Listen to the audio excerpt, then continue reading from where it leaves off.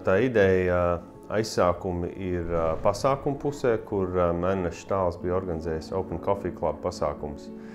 Un es tajos iesaistījos, piedalījos, un tad mēs ar Ernestu un vēl diviem līdzdibinātājiem runājam par to, ka tos pasākumus vajag pārveidot arī tādā divos virzienos. Viens vajag tiem pasākumiem telpas un formālāka organizācija, un otrs, ka ļoti noderētu viena kopdarbības telpa, kopā strādāšanas telpa, coworkings, kur šie uzņēmumi arī varētu dienā viena daļa no viņiem vismaz dzīvot kopā un strādāt tajās pašās telpās.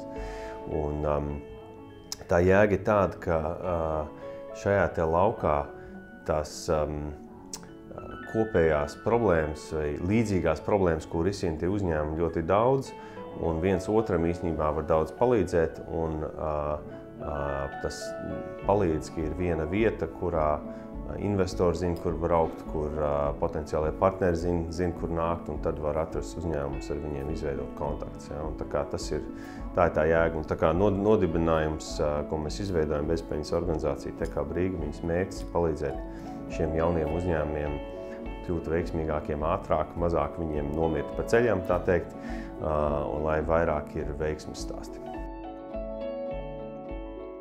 Mēs te aicinām runātājus īpaši no Latvijas un no kaimiņu valstīm, lai jaunākie, kas vēl nav uzdrošinājušies savu uzņēmumu izveidot, lai viņiem būtu kaut kāds iedvesmas stāsts, lai viņiem arī būtu stāsts par to, ko darīt, ko nedarīt, teiksim, kādas kļūdas ir pieļaujuši tie, kas jau ir izgājuši dažādiem izaugsmes procesiem cauri. Ja? Tā kā tas zināmā mērā izglītojuši. Tā kā viss tas ir ietērts vienā pasākumā ik mēnesi, un tad reiz gadā mēs organizējam konferenci Tech Chill Baltics, kas ir kļuvusi par Baltijas, teiksim, vadošo startup konferenci, kur tad sabrauc gan no Igaunijas un Lietuvas, gan Latvijas, bet arī no reģiona, no Skandināvijas, no Anglijas, no Vācijas, no Polijas cilvēki, kas ir gan investori, gan startup, kur meklē finansējumu, kur meklē kontakts, gan lielāku uzņēmumu, ar kuriem varētu sadarboties. Un tad mums ir dažādi arī lektori tur, bet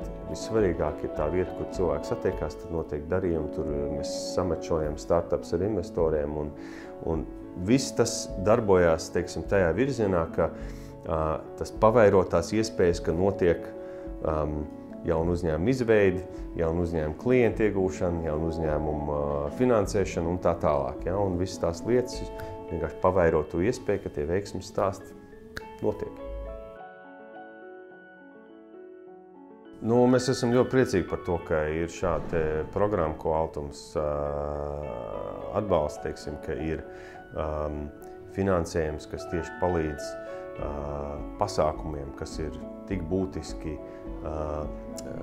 cilvēku darbībai, uzņēmēju darbībai, ka viņi var satikties un par zināmām tēmām izrunāt. Mēs varam aicināt vieslektorus, kas atbrauc, kas nes iedvesmu, kas nes kontaktus un kas veido to vidi un stiprina to iespēju katram no šiem uzņēmumiem izdzīvot. Tā kā es domāju, tā ir ļoti svarīga programma. Mēs ļoti ceram, ka tā programma turpināsies un attīstīsies.